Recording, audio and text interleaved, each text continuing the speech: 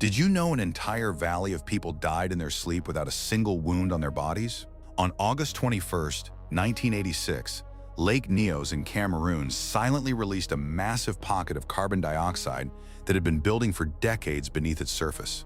The gas was heavier than air. It didn't rise. It rolled across the valley floor like an invisible flood, suffocating everything in its path before anyone could wake up or run. 1,800 people, 3,500 cattle, all found exactly where they had been standing or sleeping. No fire, no explosion, just silence.